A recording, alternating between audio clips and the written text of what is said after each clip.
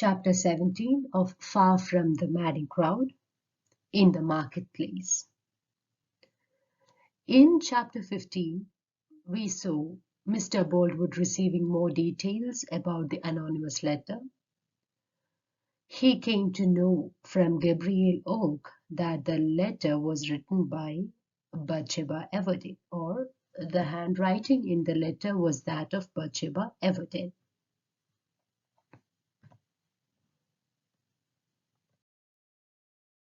Let's read from the text how this chapter starts.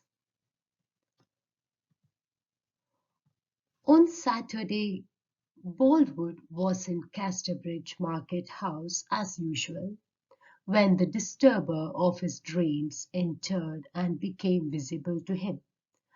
In the previous chapters, we have seen that there'd be the marketplace where farmers would come, exchange their items, etc. And we saw Bathsheba as the queen of the marketplace.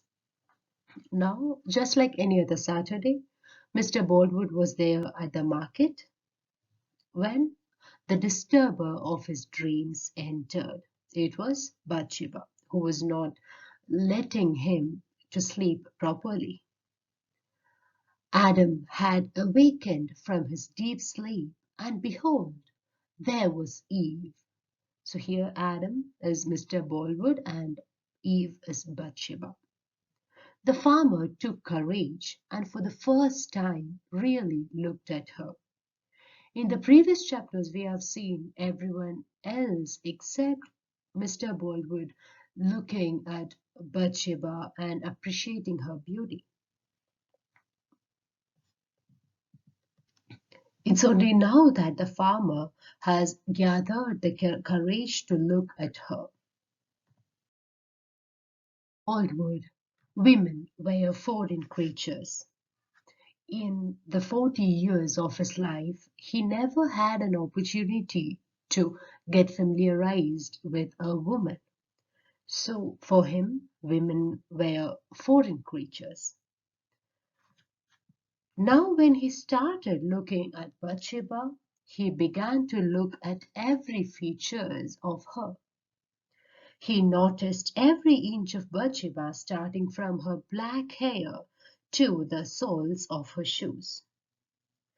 He has never inspected a woman with such severity in his life that he was not sure what being beautiful was. So when he looked at Bathsheba, he was confused whether this is how someone beautiful looks. He doesn't know.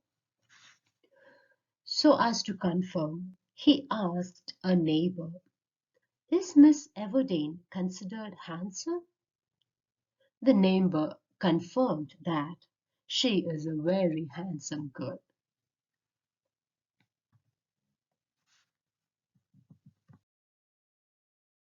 Mr. Boldwood grew jealous watching Bathsheba talking with another farmer, and he even thought of throwing himself between them. All such experiences were new to Mr. Boldwood.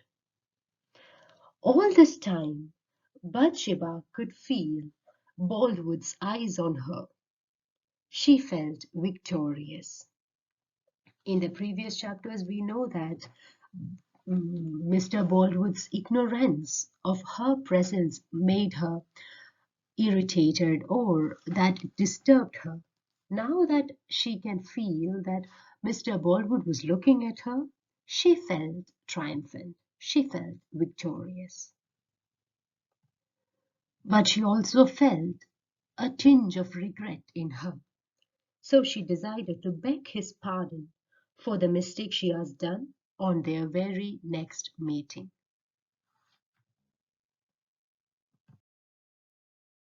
The chapter continues to talk about the effect of the letter that Bathsheba has written to Mr. Boldwood.